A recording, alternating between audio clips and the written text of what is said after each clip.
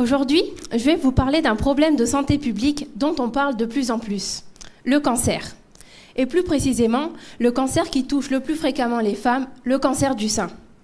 Bien qu'il touche en général les femmes de plus de 50 ans, les femmes en âge de procréer, donc entre 18 et 45 ans, sont également concernées.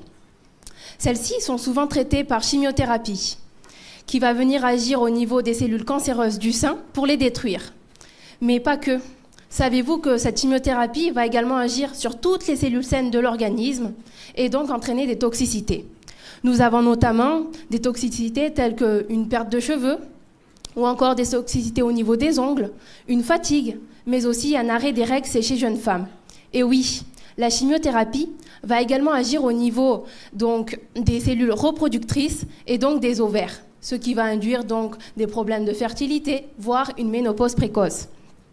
Vous vous imaginez bien que c'est chez les femmes jeunes qui ont un cancer, de se dire qu'elles vont subir des traitements lourds et d'être potentiellement ménopausées, ça ne doit pas être facile.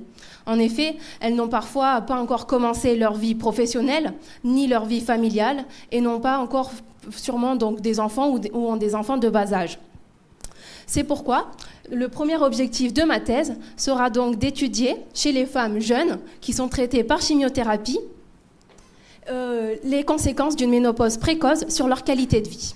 Pour cela, je dispose de plusieurs questionnaires qui vont me permettre d'évaluer leur qualité de vie sociale, professionnelle, mais aussi leur vie privée, les symptômes tels que l'anxiété et la dépression, ou encore l'activité physique, ou encore le sommeil, ainsi que tous les signes liés à la ménopause dont on connaît tous, les bouffées de chaleur, les sauts d'humeur, mais aussi la féminité, l'attirance, l'image de soi, qui sont encore des choses importantes chez ces femmes jeunes. Par ailleurs, on a tous entendu parler du cancer du sein, n'est-ce pas?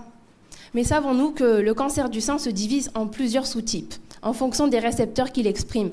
On a notamment le cancer du sein triple négatif, qui est connu, qui n'exprime pas de récepteurs à sa surface. Donc celui-ci est connu pour être de mauvais pronostic, c'est-à-dire que la tumeur est plus agressive et donc la maladie va évoluer plus vite. D'où le deuxième objectif de ma thèse, qui sera donc d'étudier les répercussions de la ménopause sur le risque de progression de la maladie. Est-elle plus ou moins importante?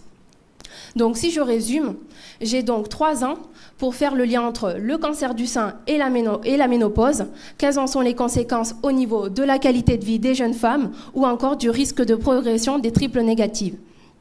Donc top chrono ou plutôt fin du chrono?